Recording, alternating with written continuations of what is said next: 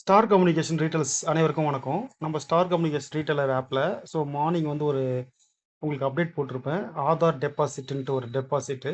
அதில் ஆதார் டெபாசிட்டுக்கு என்ன பண்ணணும் அப்படின்னாக்கா, நீங்கள் மினி ஏடிஎம் கிளிக் பண்ணணும். அதாவது ஆதார் கார்டு மூலிமா கைரேகை வச்சு நீங்கள் பணம் எடுத்திருப்பீங்க.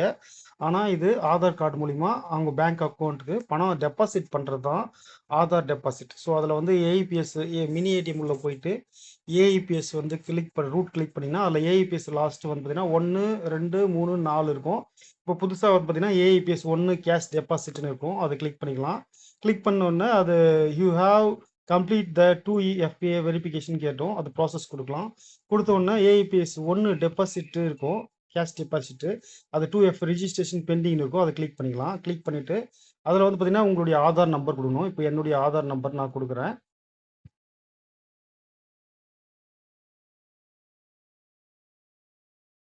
ஆதார் நம்பர் கொடுத்துட்டு மொபைல் நம்பர் கொடுக்கணும். ஆதார் லிங்க்கான மொபைல் நம்பர் கொடுத்துக்கலாம். அப்புறம் செலக்ட் வெரிஃபிகேஷனில் 2F வெரிஃபிகேஷனில் பயோமெட்ரிக்காக ஃபேஸ் ஆத்தென்டிகேஷனாக இருக்கும். ஃபேஸ் ஆத்தென்டிகேஷன் கொடுத்துக்கலாம். கொடுத்துட்டு வெரிஃபிகேஷன் கொடுத்துக்கலாம். ஃபேஸ் வெரிஃபிகேஷன் பண்ணோன்னா கேமரா ஓப்பன் ஆகும். கேமராவில் நம்மளுடைய ரிஜிஸ்டர் பண்ணிக்குவோம். ரிஜிஸ்டர் பண்ணோடனே இந்த வெரிஃபிகேஷன் சக்ஸஸ்ஃபுல் ஆகிடும்.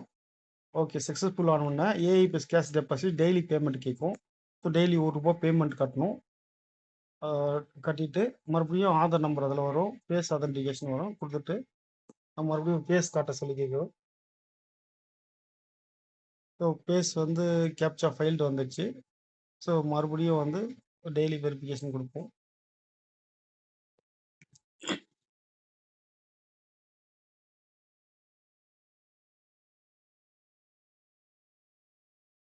இப்போ டெய்லி வெரிஃபிகேஷன் ஓகே ஆயிடுச்சு.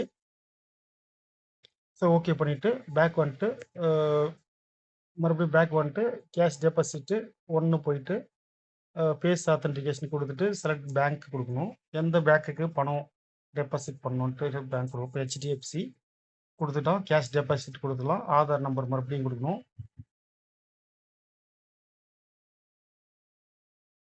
மொபைல் நம்பர் கொடுத்துக்கலாம்.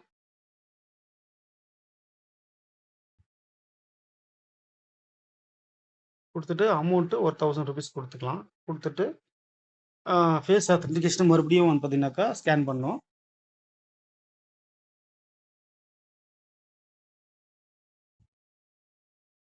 ஸ்கேன் பண்ண உடனே சக்ஸஸ்ஃபுல் ஆகிடுச்சு. டிரான்சாக்ஷன் சக்ஸஸ்ஃபுல் வந்துடும். இது மணி ட்ரான்ஸ்ஃபர் பண்ணுறது. அதாவது நம்ம ஆதார் கார்டுலேருந்து எப்படி நம்ம பணம் வித்ட்ரால் போட்டோமோ அதேமாதிரி ஆதார் கார்டு பயன்படுத்தி அவங்களுடைய பேங்க் அக்கௌண்ட்டுக்கு டெபாசிட் பண்ணுறது. இது சார்ஜஸ் எல்லாம் எதுவும் கிடையாது.